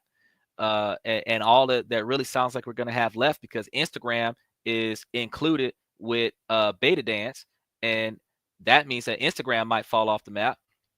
And if Instagram and TikTok and Facebook fall off the map, all you got is Snapchat and YouTube and Twitter. So might want to invest in Elon Musk and get you some Twitter stock. But when you start talking about buying real estate, you can go to Japan. You can buy properties for $0. You pay property taxes, $50. You got all this land. You can renovate the property. You can build it up. And if you do a foreign domestic business where your American business is set up as a foreign domestic business over there, you can use the cost to set up the business over there as a tax write-off from the profits that you're getting from America. So while other people in Japan might look at that property as a straight up debt, you coming from America trying to spend money so that you don't got to pay Uncle Sam money can take your money and come over here and turn that debt into a profit. And then because in Japan, housing doesn't have equity because housing is a depreciative value like a car. So in Japan, instead of you buying a house and holding a house for the value of the house, you buy the house and then you rent out the property for the rental income instead of buying the house for the equity of the house. Because over in Japan, they will loan you money based on your reputation. So if you have a good reputation, you can borrow lots of money from them. In Japan, what type of housing do you think would be beneficial for them? Low income housing. So if you buy a bunch of properties, renovate them out, rent them out reasonably below market value, market average, where low income people can afford to rent those properties, you will be in a position to uh meet the masses. If you are buying out rental properties where the landlords are selling them, you buy out the rental properties and then you renovate the properties and let the tenants stay in them instead of kicking out the tenants and jacking up the rent. The whole city would love you. Then when you go to some of the banking institutions and you start trying to borrow money and come to find out that somebody grandma, you renovated her house and didn't charge her extra money for the rent, they'll lend you a bunch of money. Come to find out somebody's sister, you took her off the street and got her a job and now she's running your business. And in Japan, if you hire 2 Japanese people to run your business, they'll give you $23,000 to start up a business over there. So there's an open market for undesirable real estate where you can do 2 things.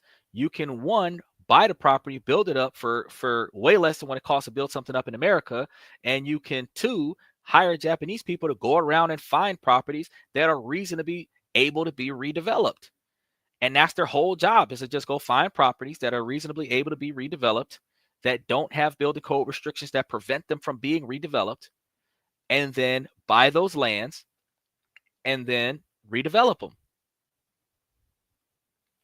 And you pay them by the hour to go find places that you can build on and rent out. And they'll give you $23,000 to start that off. And you could use that $23,000 for their income. Where at $8,500 a year in Japan, you could pay $17,000 for the first year for 2 employees to do the work for you. And all the profit that you're getting has nothing to do with the payroll in the first year, because that $23,000 is going towards a payroll. You understand how there's so many ways that you guys could make money, make sense, make money, make more money for you. Puffy said, if it don't make dollars, it don't make sense. Remember that? Whatever you're doing, if you're spending money on something and that's going to turn you a profit, that's worth doing it. It's the cost of doing business. If you are an LLC or a C corporation and you got a car and that car is going through tolls, that car is going through parking lots where you got to pay for parking, you ain't got to sit there and try to find a place to park for free. You can just stop and drop your car anywhere, because you already know that if you got to pay that meter, you're going to notate the cost of this meter and then add that to your tax return and write that stuff off. Now you don't got to pay Uncle Sam the money that you paid for that toll. You don't got to pay Uncle Sam for the money you paid for that meter. You don't got to pay Uncle Sam for the cost to file your taxes, your CPA agent. You don't got to pay Uncle Sam for the cost of your website, your internet services, the cost of your utilities to run your business. So the internet, the phone bill, the utilities, the everything that you need, the equipment, the hardware, so the computers, the printers, the paper, all of that stuff is tax write-offs. Laptop bags, webcams, all of that stuff is tax write-offs. Cell phones, work uniforms, so you can buy your suits and write it off on your business taxes. Fact is, work shoes. Fact is, long as your number's reasonable, and if you talk to my dude Joe, the CPA that was on the show a few weeks ago, and they got some links for him in the show. I'm actually going to put links to him in the bio, that way you guys can find him, and he'll help you out. He'll help you guys out with your taxes so that you don't have to worry about getting audited. And with the new tax reform, I told y'all the red team was going to win before they even started counting ballots, because they had put his concept into action long before people started voting. They did the change in tax brackets from the tier system to the 1530 long before the man even got the first vote on the ballot. So I already knew he was getting picked. But you always hope to get that extra $1 million. When she said, "Oh, I'll give everybody $1 million if they vote for me," I was just wondering how many Americans was gonna say, "I want that $1 million." Well, only, what was it, 62 million Americans said I wanted that $1 million. Everybody else said, I want my guns. So now we're in a position where we're probably going to see some more favorable Second Amendment laws and rules that are going to be pushed out. Unfortunately, the Rainbow Coalition, you guys are going to probably start seeing a lot of laws and rules retracted. OnlyFans, you're probably going to get shut down real soon, like TikTok. All you hubs probably going to get shut down real soon. But hey, we gotta take a L somewhere, right? That's really the bulk of things. He's gonna start putting tariffs in a lot of places, and I guess that's good in a way. But when he starts putting all them tariffs, having offshore expenses for import export, when you buy stuff, the shipping and handling coming from other countries is going to make those products more expensive than American made products. It doesn't mean that you're going to get better quality stuff. It just means that the stuff that used to be dirt cheap is going to be expensive as fuck. And now we got to pay that extra money. So we're going to be dealing with inflation. We're going to have a demand. And that's another thing that masculine men need to start paying attention to. You need to stop impulse buying. I'm not going to say impulse buying like females, impulse buying like children. You need to stop impulse buying. If it does not make sense, you do not need to allow inflation for you to go and waste your money on some stuff that costs you 3 times the US version of it so that you can say that you went and bought some stuff. If it's going to be a decoration, if it's going to be a commodity, if it's just going to sit there and look nice, but it's not actually going to make any money for you, then don't waste your money on that. If it's not going to save you some money, don't waste your money on that. You need to be buying real estate and then putting solar panels on it and getting you a commercial grid. That way you can backflow all the solar power that your house gets into the electric company so that those states that are still doing a 100% payout, dollar for dollar payout, can start giving you $300, $500, $700 a month on your light bill, where they're paying you money for your light bill instead of charging you money for your light bill. Everything you do need to be a profit. If you're going to spend 50 grand on the solar panel setup at your house, with your house is off the grid, you got electric generators where your house can operate without the electric company ever putting a drop of electricity into your household. You need to be able to go ahead and say, okay, bet this 50 grand setup or this 70 grand setup is drawing me back $25,000, $30,000 a year of income, where in 3 years the system pays for itself.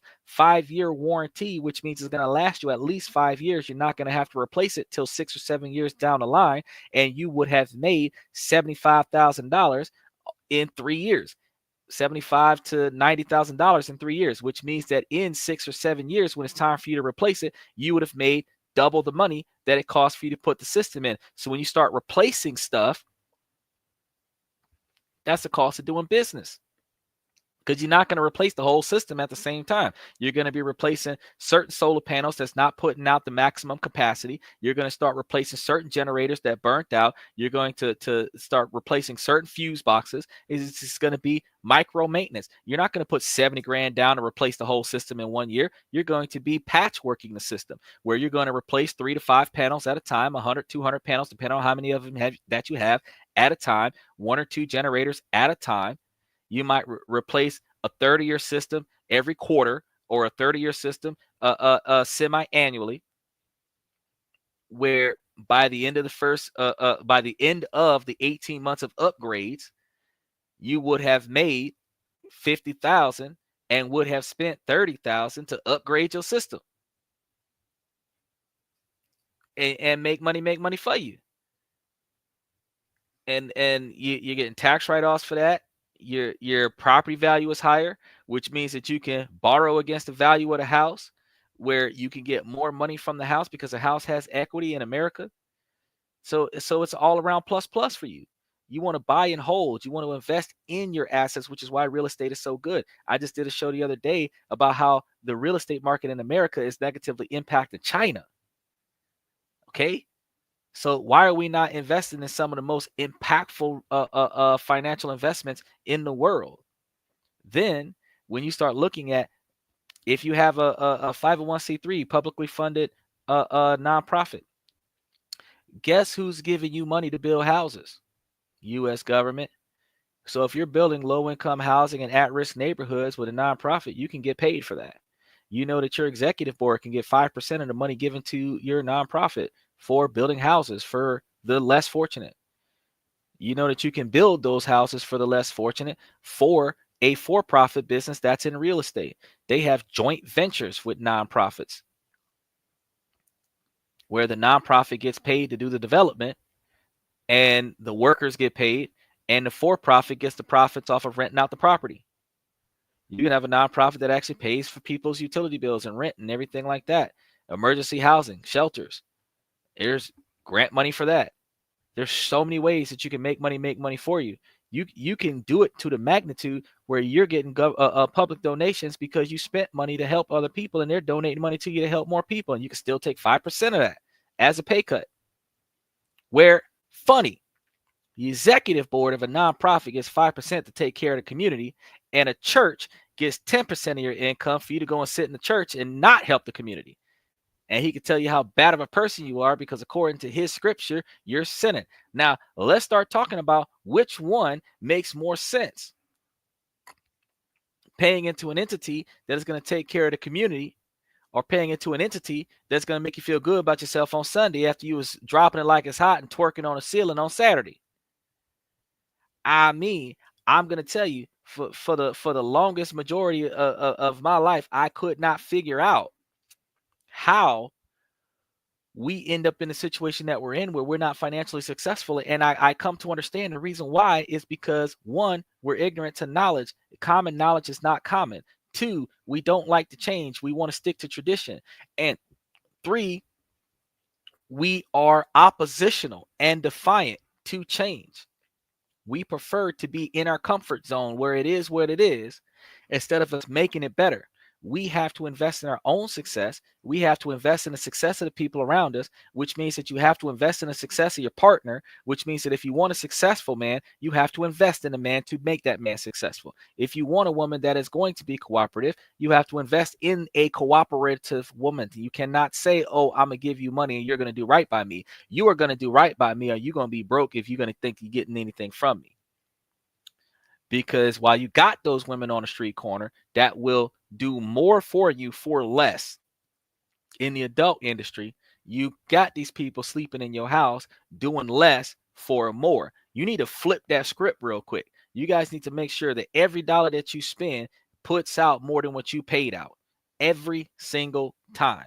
Because shoe on the other foot, you ain't got now female talking about something. I will take this broke dude from underneath the overpass, give him a shower, a shave, and some new clothes, and then teach him how to run a business. You don't see now female talking about some, she leading a Fortune 500 company, and she's taking all the broke men out the fast food restaurant and making them CEOs of the company. You ain't got now female talking about some, she then took this dude that's a college student that lost his job, that's trying to make something out of himself and pay for a standard of living and pay for his education so that he can go out and get him a job in her company to make her more money. You ain't got none of that.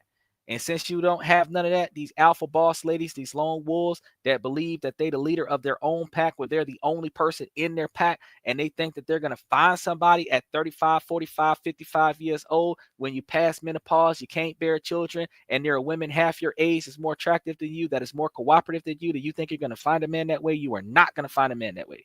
You're not, if you are not willing to be a partner where you are catering to the needs of your partner at 35, 45, 55 years old, you are not going to find a man that's going to do anything other than sleep with you and leave, because the men are looking for a partner. They not necessarily looking for the women just because they're young and tight. They're looking for the women because they're cooperative and can bear children. So even if you can't bear children, if you're cooperative, you got more going for you than the ones that are not cooperative. So remember this, if you can't take nothing else away from this situation today, if you are looking for the right one, you got to make sure that the right one is cooperative with you and you are cooperative with them, where you are prioritizing their needs and they're prioritizing your needs. If they are not prioritizing your needs, that's a wrap. You're not dealing with this. And that's needs. Now, I said needs. I did not say desires. I'm not sitting over here talking about, oh, you want trips around the world. I got to give you trips around the world so that you can go in there and make me some pancakes. No, I need clean clothes. You need clean clothes. I need food. You need food. I need a roof over my head. You need a roof over your head. I need transportation. You need transportation. I need communication. You need communication. Needs, nah? You might want something extra, and if I got it, I can get it for you. But you can't tell me that, oh, I got to take you to Vegas every other month so that you can feel important. I shouldn't have to buy you a $2,000 Coach purse for you to feel important. I shouldn't have to spend $1,500 on some red bottom shoes with fucking red strip of velvet at the bottom of the shoe that ain't nobody gonna see until your ass is walking away. I shouldn't be wasting my money on that for you to feel important. You should be able to feel important because you was walking before you met me and now you're driving. You should be able to feel important because you was living in your mama house, now you're in your own place. You should be able to feel important because when you got hungry, food was delivered to your job and you ain't even had to make no phone call.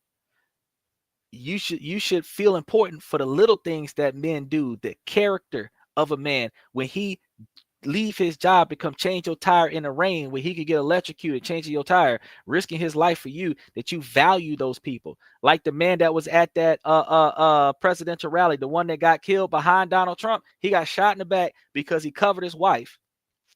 Because when he told her to get down, she listened. But most men tell a woman, get down, you can't tell me what to do, you're not my daddy. She would have got the bullet in the forehead. A man can't be the man that you want him to be if you're not going to let him protect you and provide for you and provide instruction to you so that you can cooperate with his objectives so that he can meet the needs that you are expecting him to meet.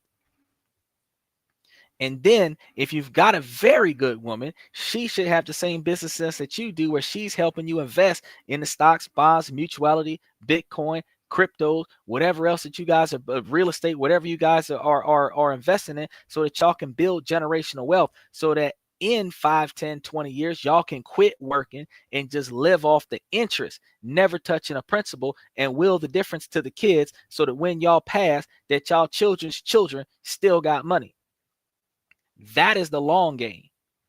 A lifelong companion that helps you build a legacy, where your legacy will give your children a better lifestyle than what you had, where your legacy will give your grandchildren a better lifestyle than your children had. And then pass the knowledge down to your children so your children can pass the knowledge down to your grandchildren. And if you're still alive when your grandchildren is around, you could teach your grandchildren what your children didn't learn, so that your grandchildren got more knowledge at a younger age so that they can be more successful. That's what you need to be paying attention to. And if you're paying attention to that as masculine men, you will be able to be more successful in our current economy. Until you guys start putting your mentality towards that, you are going to have a hard way to go. You are not going to be able to succeed. You're going to be working hard and partying harder and staying broke. You're going to be doing that 45, 55, 60 hours a week because, oh, he's not going to tax overtime. No, he's not going to charge extra tax on overtime because 15% is 15%. So when you go from making $20 an hour to making $30 an hour, you're not going to go from getting taxed 22% to getting taxed 35%. You're going to be taxed 15% the whole time. So when you work overtime and you get time and a half, you actually are going to see a pay increase after the first hour, instead of having to work 5 hours to see a pay increase.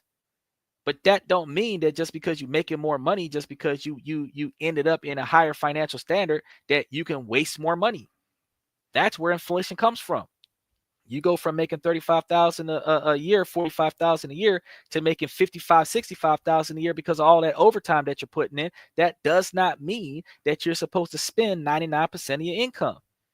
You are supposed to be living at 80% of your income. You're supposed to be living at 50% of your income. You're supposed to be living at 30% of your income. So what you should be doing is taking 20% of your income and investing it so that you can get more money, so that 20% of your income can turn to 40% of your income, so that 40% of your income can turn to 60% of your income.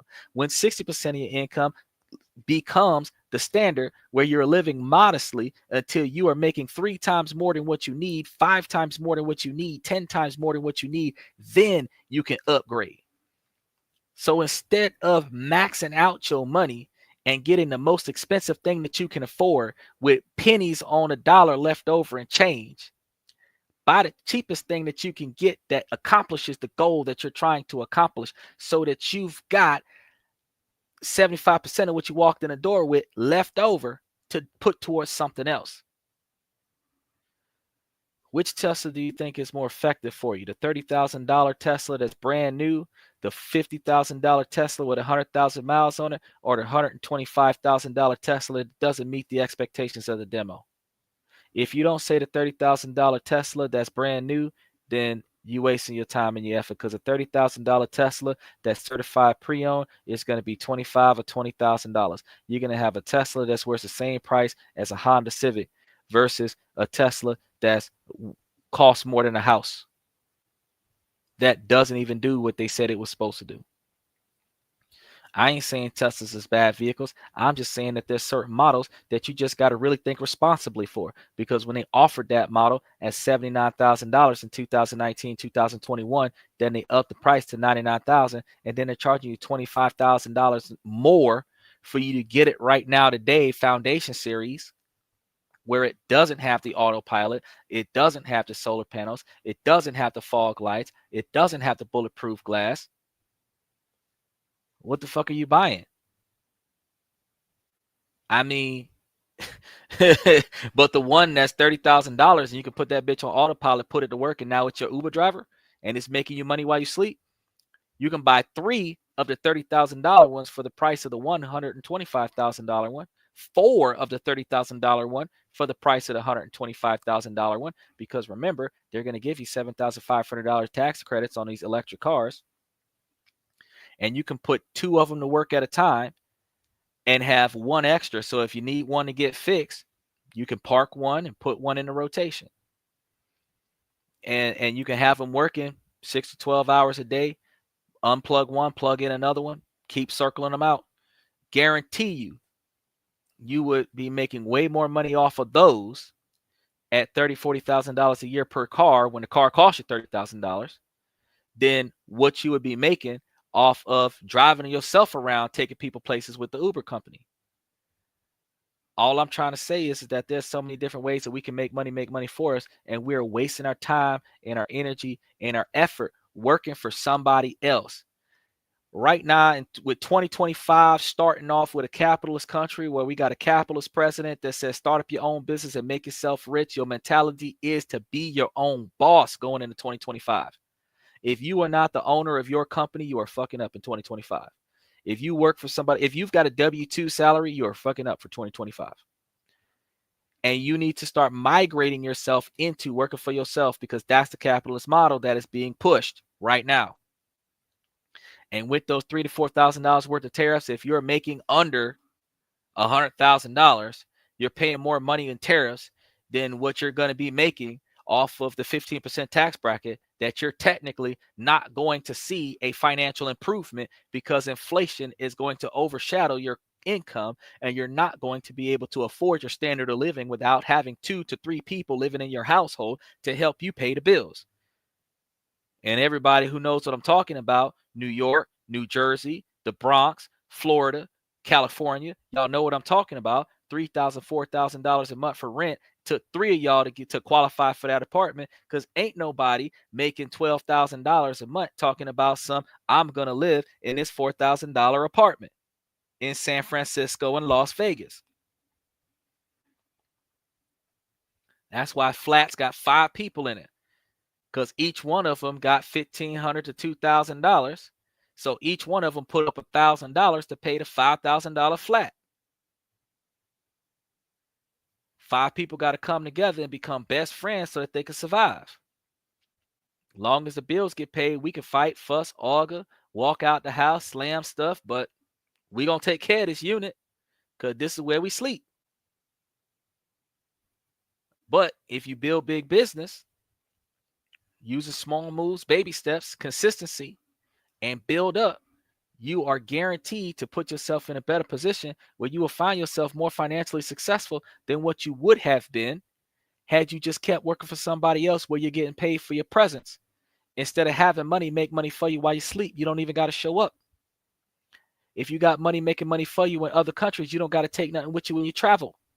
You can you don't have to put nothing nowhere. You can leave your stuff in America, hop on an airplane, fly to where your money at, and just buy what you need while you're out there. These are the things that people aren't thinking about. These are the things that people aren't doing. And really and truly, you got 2, 3, 4. Right now, Asia got a thing. It's an incentive. If you're a U.S. person over there with a U.S. passport, you fly around for free in Asia. So you might spend $2,000 to get there, but if once you get there, you can fly from one spot to the next spot to the next spot to the next spot for free. So that means that you can have 2 or 3 businesses out there. You can fly over there for 2 bands and then fly around for nothing and then fly back for 2 bands, but you collected a bunch of money while you was out there. And because you doing all the stuff, it's a business trip. It's not a vacation. It's a business trip. If you hire your family business, the whole family work for the business. When you take the family to Disney World, that's a business trip. You know, instead of having a birthday party where you spending all your money that you work for to entertain a bunch of broke ass people that don't do shit for you so that you can value yourself in front of them,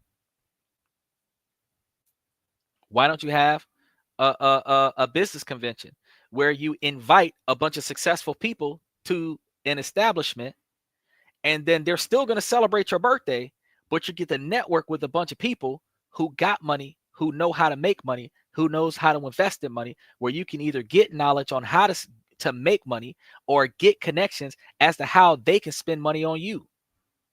So instead of you wasting money on a bunch of broke people who are only going to sit there, drink up all your drink and eat up all your food, and then leave a mess that you got to clean up, you can instead invite a bunch of successful people over there where at the end of your birthday party, you got 10, 20, 30, 40 contacts that you can call and start making money, make money with you, make money for you. And that whole event would have been a tax deduction, where your birthday would have been a waste of fucking money.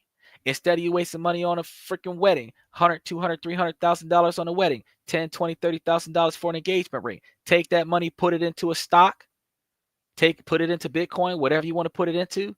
Take that money, put that money into a trust, put your wife's name on it. That's yours. Congratulations, we're married. $50 at the justice of the peace. Some people gonna say, oh, that's insensitive. Fuck that. If you got $150,000 stock that's putting out 5% interest, you getting $5,000 on that, right? What if that stock was putting out 20% interest? Now you got $20,000. You're getting a $20,000 payout a year because you married me. $20,000 a year allowance. That covers 2 bridges, bro. One, if she divorces you, all she keeps is that, which the judge ain't going to argue with that because you put a bunch of money in her name that she get to walk away with. 2, you don't got to pay for none of her upkeep because she's got a $20,000 allowance coming from a stock that she got because she married you. You killed 2 birds with 1 stone. She ain't got to ask you for shit. She can just wait till she get the direct deposit from the as a beneficiary of the trust that you built because you married her. Whatever she wants, she getting out of that money. She wants something outside of that money, she gonna have to do something for that.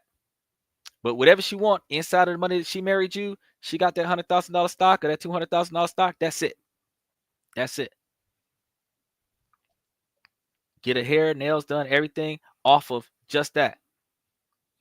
And the rest of your money can be going places where you can start making money, make money for you.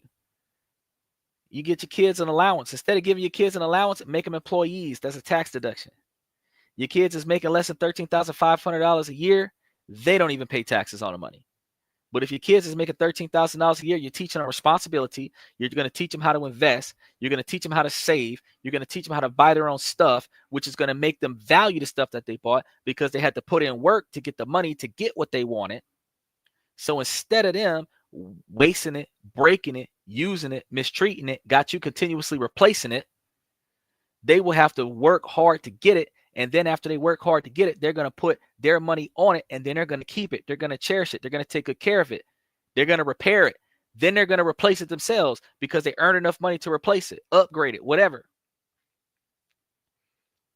And since we don't have schools that are teaching financial management in high school, and we don't have colleges have accounting degrees that teach you how to count somebody else's money, but college don't have financial management classes that teach you how to save and invest and make more money for yourself. But we paying $500,000 to learn how to work for somebody else. We're gaining all these skills and knowledge to learn how to work for somebody else.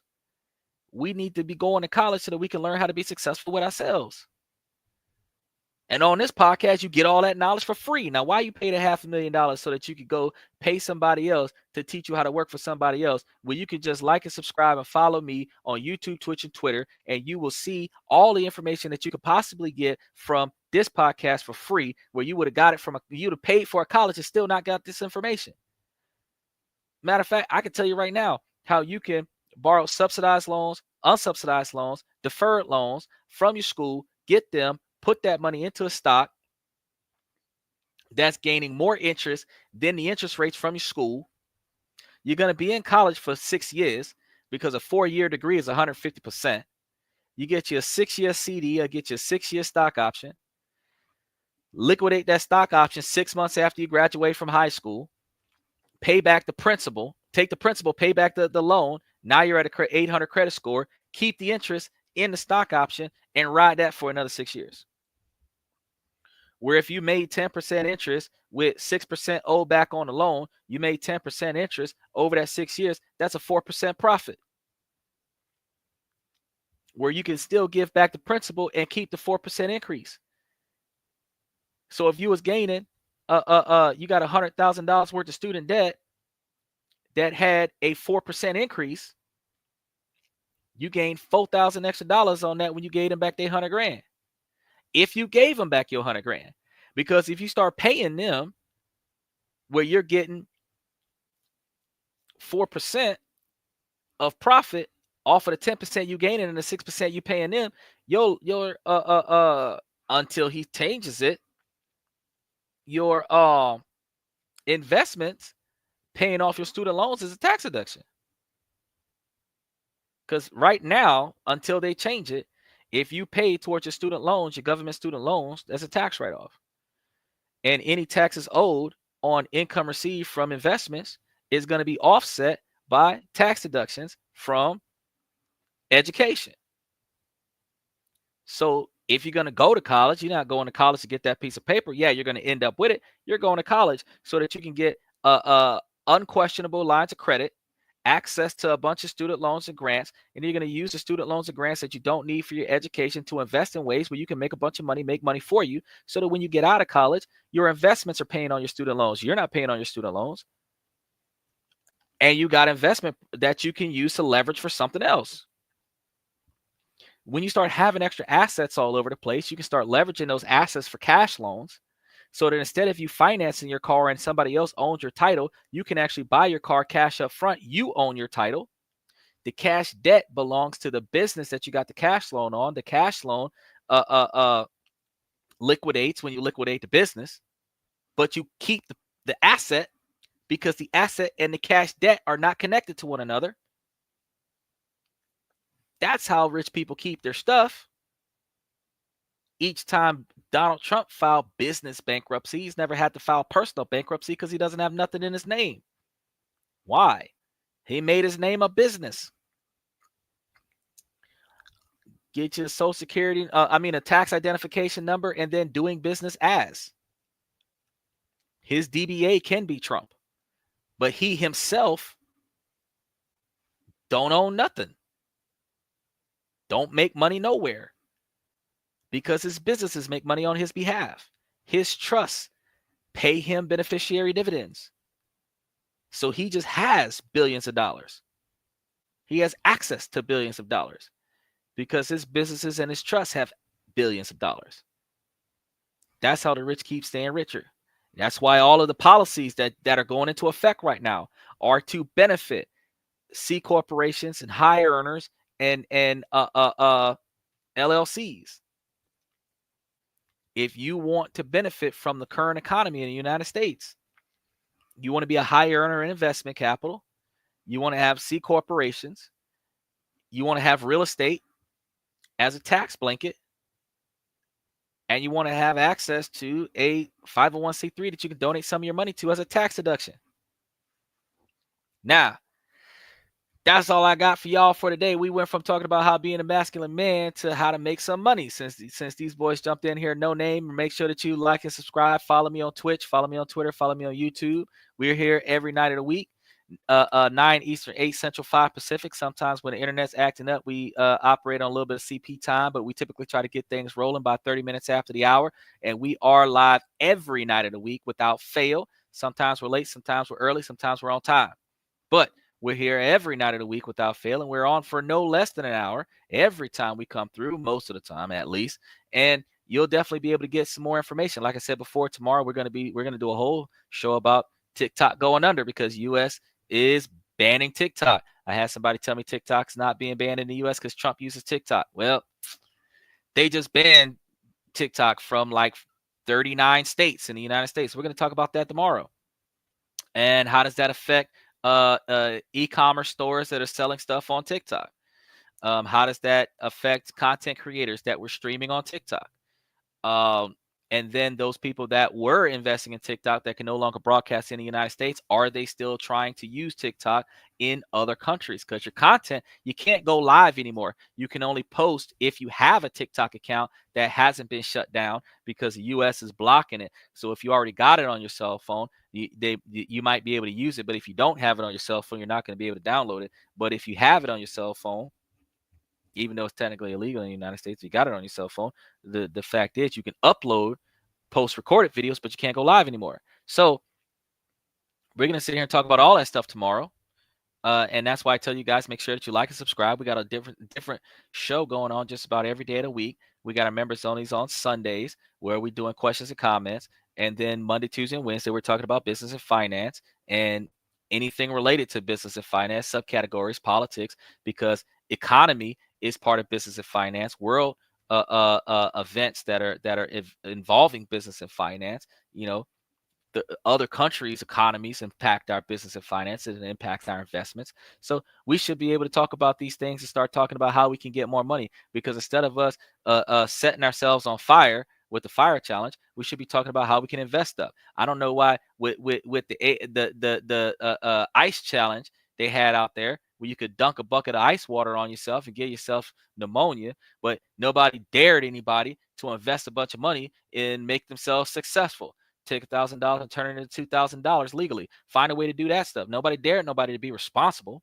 Nobody dared nobody to do nothing to make themselves successful. You dare each other to do something that's dangerous or stupid. And I'm trying to figure out, why do we do that? Why do we do that?